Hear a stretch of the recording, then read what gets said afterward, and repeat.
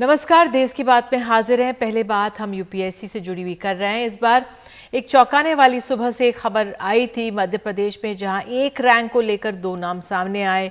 एक जैसे ही नाम, एक जैसे रोल नंबर, एक रैंक 184। नाम है आयशा। दोनों एक दूसरे से 200 किलोमीटर की दूरी पर भी रहते हैं। एक आयशा मेकरानी अलीराजपुर में आदिवासी बहुल इलाके की और दूसरी देवास की आयशा फातिमा। हमारे सहयोगी अनुराग दारी ने बताया कि रोल नंबर भी एक है, 78111744। दोनों ने दावा किया था कि इंटरव्यू भी दोनों ने दिया है और शिकायत करेंगे। हालांकि कुछ ही देर पहले, इस कार्यक्रम के शुरू होने से बस कुछ ही देर पहले, हमारे सहयोगी सौरभ शुक्ला ने साफ किया कि आयशा फातिमा ही असली रैंक होल्डर हैं। तो लेकिन हमने उनसे बातचीत रिकॉर्ड की है, वो आपको बताते हैं। लेकिन आपको ये बताते हैं कि इस खबर ने क्यों इतना अचरज में डाले रखा सबको दिन भर। देवास की आयशा फातिमा के जो एडमिट कार्ड में इंटरव्यू की तारीख 25 अप्रैल दिन मंगलवार, तो अलीराजपुर की आयशा मकरानी के एडमिट कार्ड में तारीख 25 अप्रैल लेकिन दिन गुरुवार। आयशा फातिमा के एडमिट कार्ड में यूपीएससी का वाटरमार्क और क्यूआर कोड भी है, लेकिन आयशा मकरानी के एडमिट कार्ड में वाटरमार्क है लेकिन क्यूआर कोड नहीं था। लेकिन दोनों के पास रैंक 184 थी। तो अब हम सिर्फ तस्वीरें दिखाएंगे आयशा फातिमा की, क्योंकि हमारे सहयोगी ने साफ कर दिया है कि वही वो चुनी गई हैं, वही असली। ये तस्वीरें हम ग्राफिक में बता रहे थे कि किस तरह से दोनों में सिमिलैरिटी है।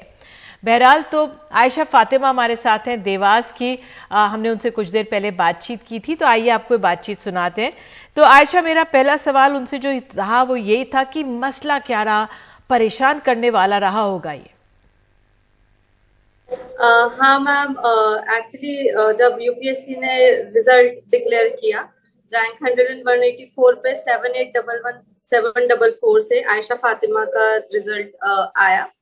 पर दूसरे कोई मध्य प्रदेश के ही जिले से एक और लड़की ने क्लेम किया कि ये उसका रोल नंबर है। और मैम, मैंने फिर यूपीएससी को क्लैरिफिकेशन के लिए फोन भी किया था, तो उन्होंने बोला ऐसा नहीं होता है, आपका roll number through out the process same रहता है। सो मुझे लगता है कि कुछ त्रुटि उनके एंड से हुई है मैम। बिल्कुल। और आयशा, बधाई आपको, लेकिन आप परेशान भी बहुत हुई होंगी, आसपास भी।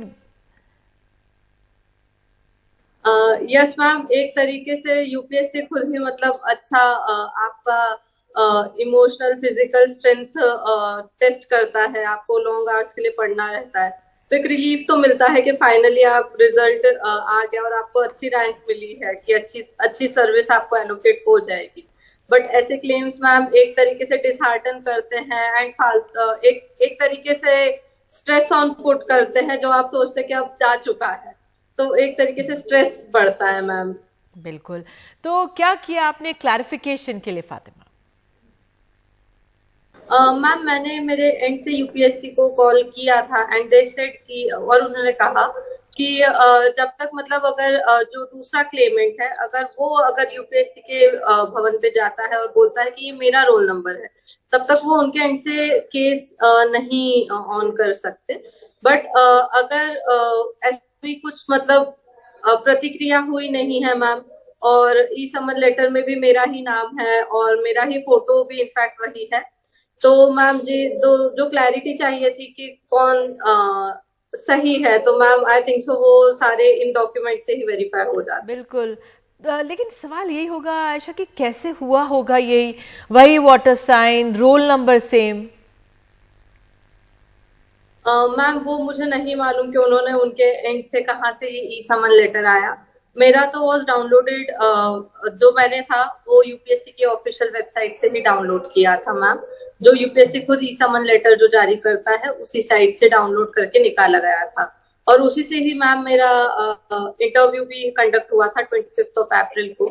और सारे दस्तावेज, जो एडमिट कार्ड है, जो पैन कार्ड, जो मैंने आइडेंटिटी प्रोवाइड की थी, सब चेक होके ही मैम वो इंटरव्यू हुआ था। और मैम पता नहीं, ऐसा छोटी एग्जाम्स में भी नहीं होता है कि रोल नंबर सेम हो जाता है, तो ये मुझे आइडिया नहीं है कि उनका रोल नंबर सेम कैसे हो गया। बिल्कुल। और आयशा, एक तरफ इतनी बड़ी कामयाबी, उसकी खुशी, फिर सवाल भी साथ में, जो आपके आसपास परिवार थे, दोस्त थे, उनमें क्या प्रतिक्रिया हुई थी? मैम पहले तो वो रिजल्ट सुन के बड़े खुश हुए कि चलो आपका अच्छे यूपीएससी में चयन हुआ, पर जब ये मामला सामने आया तो उनको भी कहीं ना कहीं एक फिक्र बढ़ी उनकी कि ये कैसा केस है, ऐसा मतलब ये फ्रॉड का केस तो नहीं, क्या मतलब केस है, तो उनमें भी थोड़ा सा मैम टेंशन उनमें भी है मैम अभी। बिल्कुल। आयशा फातिमा, हमसे बात करने के लिए बहुत बहुत धन्यवाद आपका। और तो ये आयशा थी, आपने देखा कितना संभल कर साफगोई से अपनी बात सामने रख रही थी और आखिरकार इन्हीं का चयन हुआ है। तो देवास की जो आयशा फातिमा है वो ही 184 की रैंक होल्डर है। हमारे सहयोगी सौरभ शुक्ला, उन्होंने ये हमें जानकारी दी। तो सौरभ हमारे साथ जुड़ गए। सौरभ, तो फिर आखिरकार कैसे क्लैरिफिकेशन ये हुई, आप बताइए। हाँ, देखिए, सुबह जब ये पूरा मामला सामने आया कि दो आयशा हैं, दोनों मध्य प्रदेश की हैं और दोनों ही क्लेम कर रही हैं कि उनकी रैंक आई है, तो ऐसे में हमने यूपीएससी से संपर्क साधा और यूपीएससी ने कुछ घंटे लिए, उन्होंने भी अपना ड्यू डिलिजेंस किया, क्योंकि जाहिर सी बात है, जैसे कि आयशा बता रही थी कि यूपीएससी की प्रिपरेशन ने ही आपको मानसिक तौर पर तोड़ती नहीं है, लेकिन बहुत ज़्यादा कुछ आपसे ले लेती है। शारीरिक तौर पर भी 9 से 10 घंटे पढ़ना होता है, प्री होता है, मेंस होता है, इंटरव्यू होता है। तो ऐसे में यूपीएससी ने उस बात का ध्यान रखा और ड्यू डिलिजेंस करी और लगभग 5 बजे के करीब हमें बताया कि जिन आयशा से हम बात कर रहे थे देवास की, वो सही कैंडिडेट हैं। कुछ क्लरिकल मिस्टेक हो सकती है, हुई हो, जिसको सुधार कर लिया गया और उन्होंने क्लैरिफाई कर दिया है कि वो जो देवास वाले आयशा जिनसे आप बात कर रहे थे कि वो ही सही कैंडिडेट हैं। तो बहुत ऐसा यूपीएससी में ऐसी गलती होती नहीं है, क्योंकि आयशा दोनों का नाम है, दोनों ही मध्य प्रदेश से हैं, इस वजह से हो सकता है कि कुछ कन्फ्यूजन हुआ हो, लेकिन उसको सुधार लिया गया है। और जो आयशा जिनसे आप बात कर रहे थे अभी, वो सही कैंडिडेट हैं और वो यूपीएससी क्वालिफाई हो गए, 185th रैंक है उनकी। उन्हें आईआरएस या आईपीएस मिल जाएगा और काफ़ी खुश हो रही होंगी आयशा। और यूपीएससी का भी यही कहना है कि वो भी कोशिश करेंगे कि ऐसी त्रुटि ना हो जाए। जाहिर सी बात है कि बच्चे खुश होते हैं और अचानक कोई और क्लेम कर दे कि उसकी भी रैंक आई है, तो ऐसे में काफ़ी मानसिक तौर पर भी मुश्किल रहता है, क्योंकि दोनों आयशा थे, दोनों ही एमपी से और दोनों ने ही इंटरव्यू दिया था, दोनों ने ही मेंस क्लियर करके इंटरव्यू दिया था। इस वजह से ये छोटा सा कन्फ्यूजन हो गया, लेकिन सबको सुधार लिया गया है। और आयशा जो देवास की रहने वाली हैं, वो सही अभ्यर्थी हैं, वो सही छात्रा हैं और उनकी रैंक है वो 185 आई है और उन्होंने यूपीएससी क्वालिफाई किया है। बहुत बहुत धन्यवाद सौरभ इस जानकारी के लिए आपका। तो आइए देश की बात में आगे बढ़ते हैं और अब नए संसद भवन से जुड़ी हुई खबर आपको बताते हैं। 28 मई को नए संसद भवन के उद्घाटन कार्यक्रम का कांग्रेस समेत 20 विपक्षी पार्टियों ने बहिष्कार का ऐलान किया हुआ है और इससे बीजेपी पसोपेश में। हालांकि बीजेपी गठबंधन समेत बीएसपी, बीजेडी, वाईएसआर, कांग्रेस और अकाली दल बादल जैसी क्षेत्रीय पार्टियों ने कार्यक्रम में हिस्सा लेने का ऐलान किया है। संसद भवन के उद्घाटन कार्यक्रम पर विपक्ष की क्या आपत्ति है और बीजेपी कैसे जवाब दे रही है, देखिए ग्राउंड रिपोर्ट।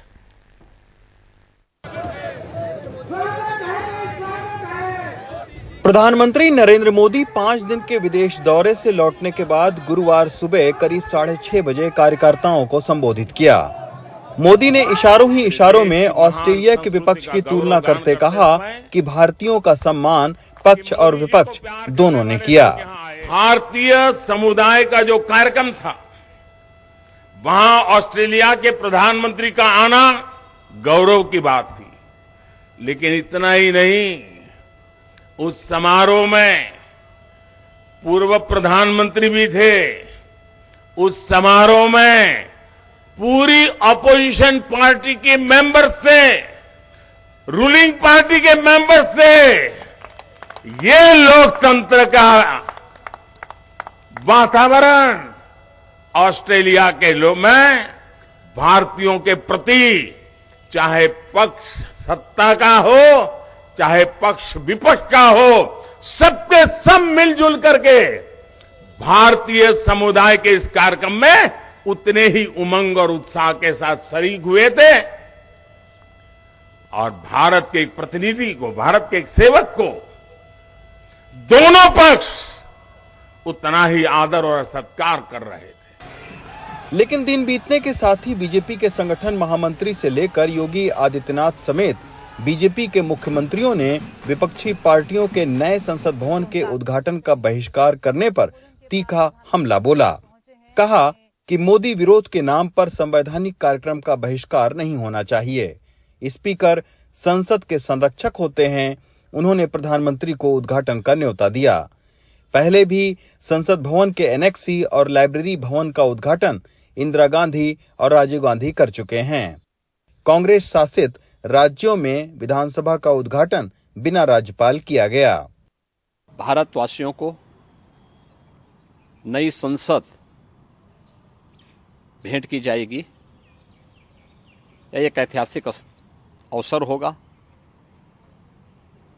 इस ऐतिहासिक अवसर को गरिमामय और गौरवशाली बनाने की बजाय कांग्रेस समेत विपक्षी दलों के द्वारा जिस प्रकार की बयानबाजी हो रही है वो अत्यंत ही दुखद और गैर जिम्मेदाराना है। लोकतंत्र को कमजोर करने वाला है। नीति निर्धारण करना सरकार का काम होता है, वो कर रही है, उसमें सहयोग करना चाहिए। और पहले जो आज ये कह रहे हैं, जब राष्ट्रपति जी का चुनाव हुआ था, राष्ट्रपति जी के बारे में क्या क्या कहा उसका उल्लेख आज करेंगे तो उनकी गरिमा को ठेस पहुंचेगी राष्ट्रपति को। इन्होंने जो जो कहा है वो कोई गरिमा में नहीं था। गुरुवार को बीजेपी के पक्ष में बीजेडी, वाईएसआर कांग्रेस, अकाली दल और बीएसपी के खड़े होने से विपक्षी पार्टियों को झटका जरूर मिला। When the foundation stone is laid by Honorable Prime Minister, none of the parties have objected. So in a record time, the Honorable Prime Minister got it done. And why people are objecting now for the Honorable Prime Minister to do the inauguration? It's a ceremony, a puja has to be done, and Honorable Prime Minister wants to do that as the leader of the house. लेकिन 21 विपक्षी पार्टियों का विरोध है कि नए संसद भवन का उद्घाटन संवैधानिक मुखिया यानी राष्ट्रपति को करना चाहिए। कांग्रेस के अध्यक्ष मल्लिकार्जुन खड़गे ने ट्वीट किया, कहा कि मोदी जी संसद जनता द्वारा स्थापित लोकतंत्र का मंदिर है।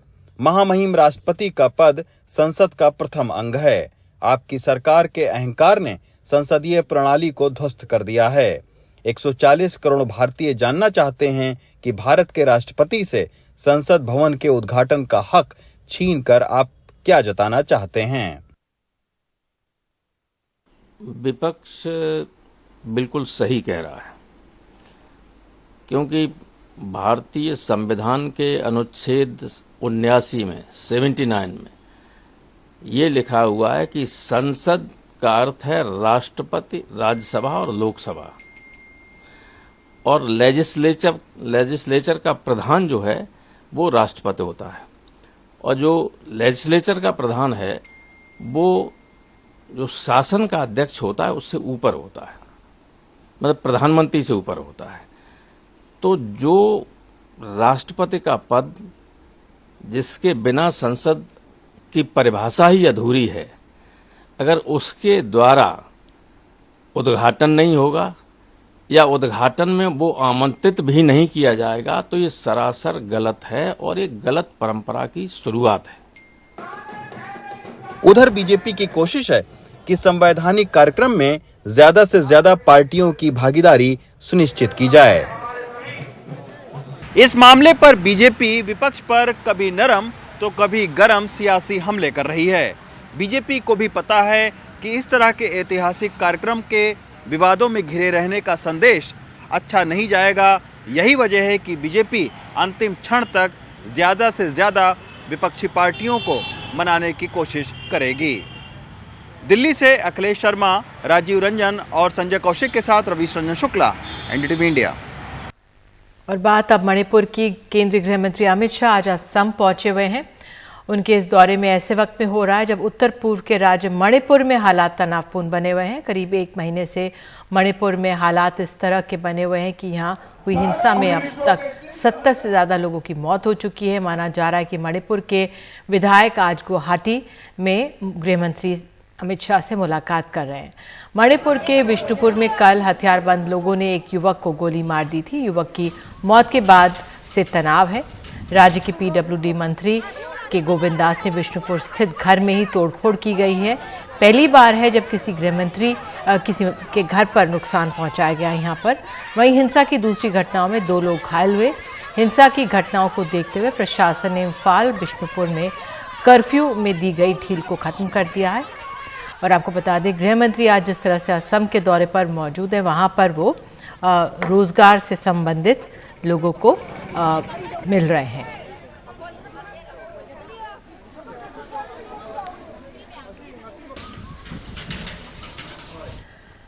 मध्य प्रदेश में इंदौर के रावजी बाजार थाना क्षेत्र में कथित तौर पर एक विवादित पर्चे बंटने से बवाल मच गया है।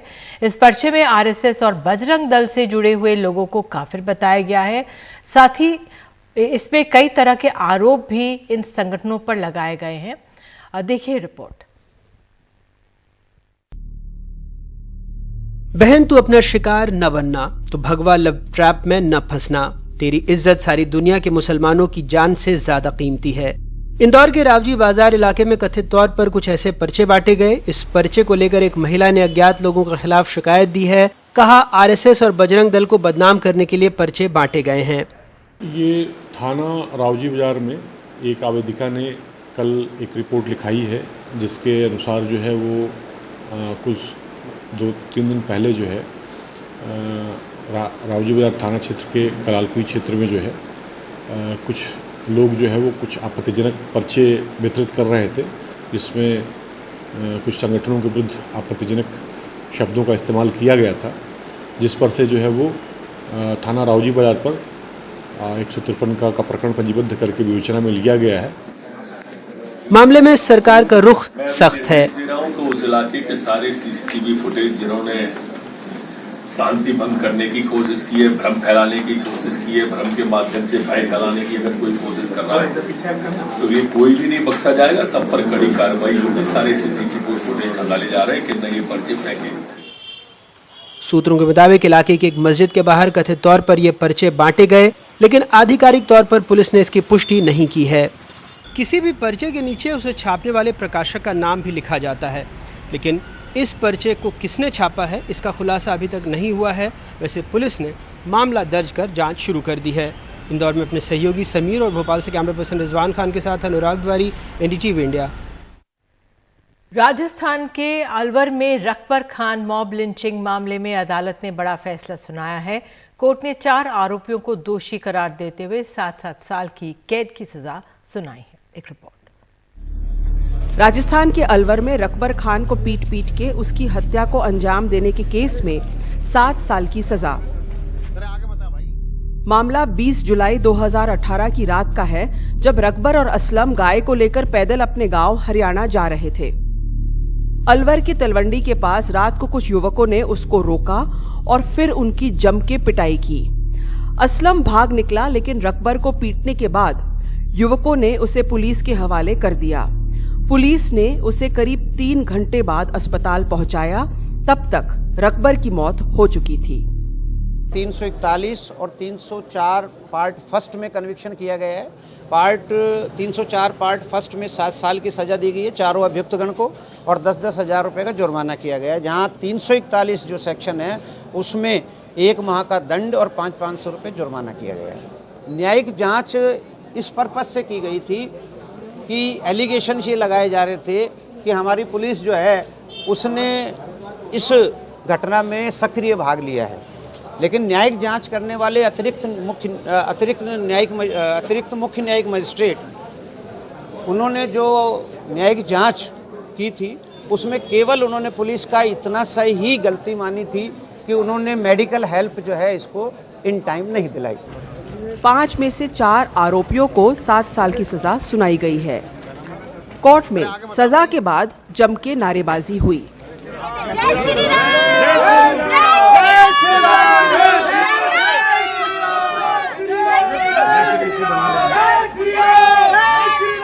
इस पूरे प्रकरण में पुलिस की भूमिका पे भी कई सवाल उठे कि पुलिस ने रकबर को क्यों सही समय पे अस्पताल नहीं पहुंचाया। आरोप है कि पुलिस पहले जब्त की गई गायों को गौशाला लेके गई और रास्ते में रुककर चाय भी पी। पुलिस की भूमिका पे न्यायिक जांच भी बिठाई गई थी। नवल को तो सारी धाराओं से बरी कर दिया, नवल को सारी धाराओं से बरी कर दिया और बाकी मुल्जिमान को 302, 147 से बरी कर दिया। हत्या करने का इरादा नहीं था, उसके लिए दोषी माना है। हत्या का इरादा नहीं माना, इसलिए उसके आधार पर जो है मॉब लॉन्चिंग वाला मामला साबित नहीं होता प्रोसिक्यूशन के। लेकिन चूंकि न्यायिक जांच के अंदर पुलिस को ही दोषी माना था, न्यायिक जांच की जो रिपोर्ट हमने पत्रावली पर पेश की उसमें न्यायिक अधिकारी ने पुलिस कर्मियों को दोषी माना, लेकिन अदालत ने उसको नजरअंदाज किया। रकबर खान केस सुर्खियों में इसलिए रहा क्योंकि गौ रक्षा की आड़ में राजस्थान में किसी की हत्या का ये दूसरा मामला था। 2017 में पहलू खान को भी जयपुर दिल्ली के रास्ते में इतनी बुरी कदर पीटा कि उसकी मौत हो गई। पहलू खान जयपुर से गाय खरीद के अपने गांव हरियाणा ले जा रहा था। अगस्त 2019 में राजस्थान सरकार ने मॉब लिंचिंग के खिलाफ एक विधेयक पारित किया था, लेकिन ये कानून अब तक अमल नहीं हो पाया है। अलवर से मुदित गौर के साथ जयपुर से हर्षा कुमारी सिंह, एनडीटीवी इंडिया। और बात दिल्ली के पूर्व स्वास्थ्य मंत्री सत्येंद्र जैन को दीनदयाल उपाध्याय अस्पताल से एलएनजेपी शिफ्ट किया गया है। उनकी तबीयत ज्यादा बिगड़ने के बाद उन्हें ऑक्सीजन सपोर्ट पर रखा गया है। सत्येंद्र जैन चक्कर आने के बाद तिहाड़ जेल के बाथरूम में गिर गए थे। इससे पहले भी सत्येंद्र जैन बाथरूम में गिरे थे और उन्हें रीढ़ की हड्डी में गंभीर चोटें आई थी।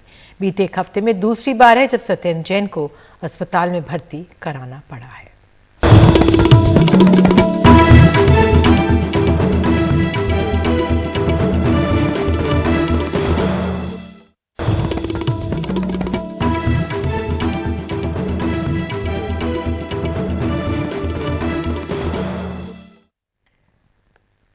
तो कश्मीर में बंदूकों की आवाजें पीछे छूट रही हैं। संगीत के सुर पहले से ज्यादा बेखौफ सुनाई पड़ रहे हैं और इस बदलते कश्मीर में G20 की बैठक का अपना खास महत्व रहा।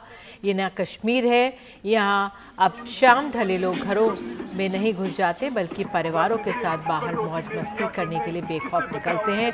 घाटी में G20 के आयोजन का मकसद दुनिया को कश्मीर में पर्यटन की संभावनाओं से परिचित कराना था, तो कोशिश ये भी थी कि यहाँ ज्यादा से ज्यादा निवेश लाया जा सके।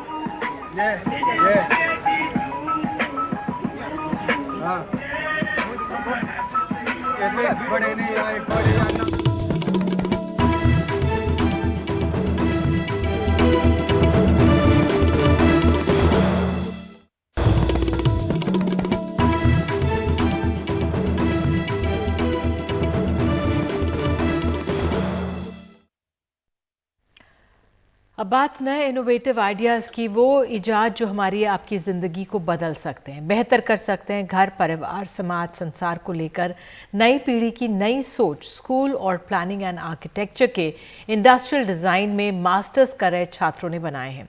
तो 19 अनोखे प्रोडक्ट्स की ये प्रदर्शनी दिल्ली के इंडियन हैबिटेट सेंटर में कल तक चलने वाली है। लोग भी देखने आ रहे हैं और इंडस्ट्री के लोग भी।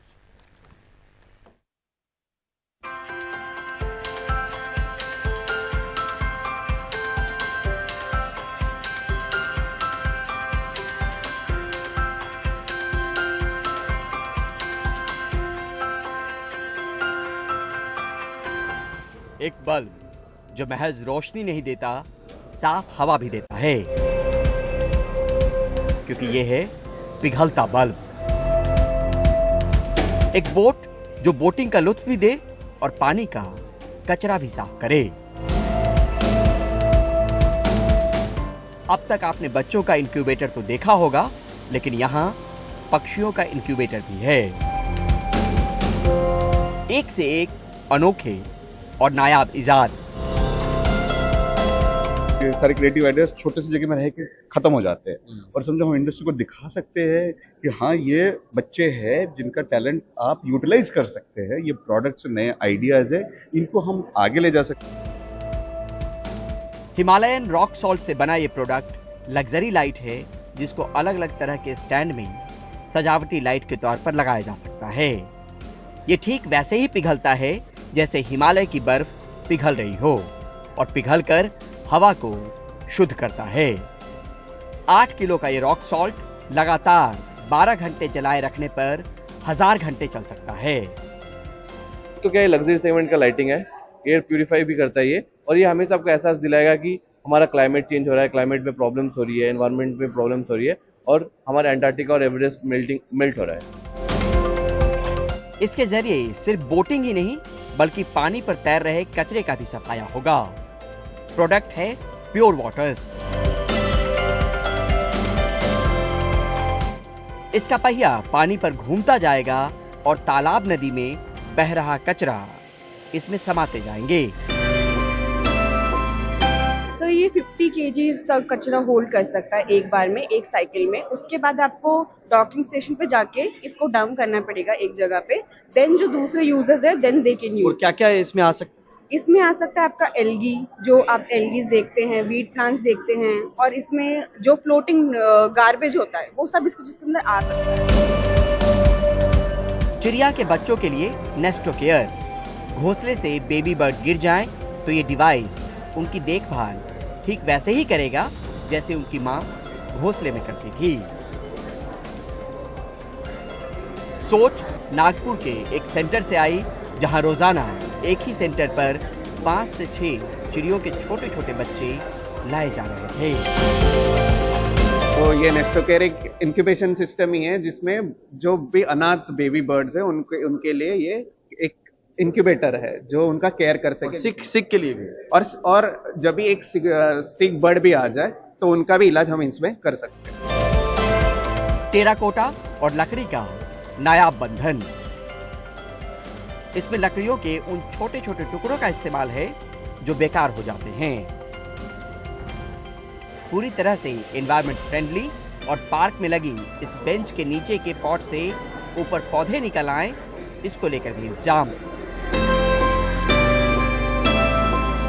गर्मी में बहुत हॉट नहीं होता है, और ये कोल्ड सीजन्स में बहुत कोल्ड भी नहीं होता है। कि आप देखते हैं कि वो स्टील फर्नीचर जो है पार्क में लगे होते हैं। हाँ जी, अभी समर्स में बहुत हॉट हो जाता है वो, और विंटर्स में बहुत ठंडा हो जाता है, हम उसको यूज नहीं कर पाते।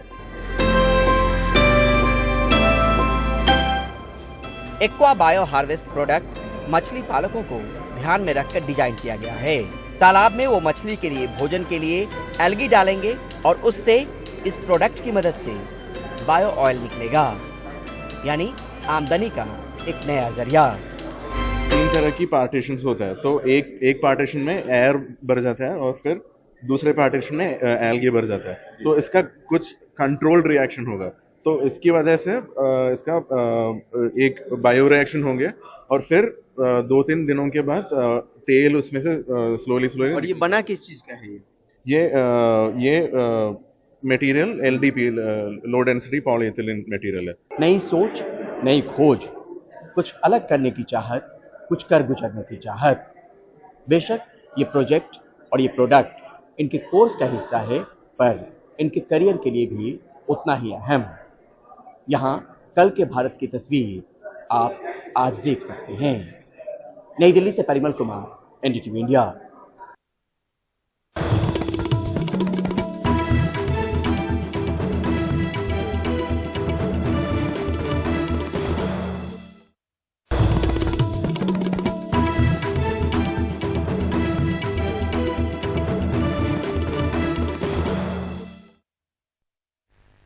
सार्वजनिक क्षेत्र की बीमा कंपनी LIC के अडानी समूह की 7 कंपनियों में किए गए निवेश का मूल्य अप्रैल से करीब 5,500 करोड़ रुपए बढ़ गया है। अडानी समूह की कंपनियों के शेयरों में हाल की तेजी से निवेश मूल्य बढ़ा है।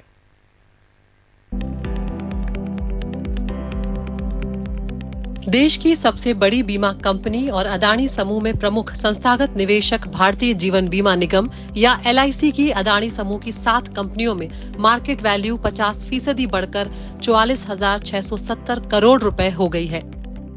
इससे अडानी समूह के खिलाफ हिंडनबर्ग रिपोर्ट आने के बाद जो घाटा हुआ था वो सारा मिट गया है। सुप्रीम कोर्ट के पैनल के इस बयान के बाद कि उसे अडानी समूह की कंपनियों में प्रथम दृष्टि में शेयरों के दामों में हेराफेरी के कोई सबूत नहीं मिले, समूह के शेयरों और मूल्य में बढ़त आई है।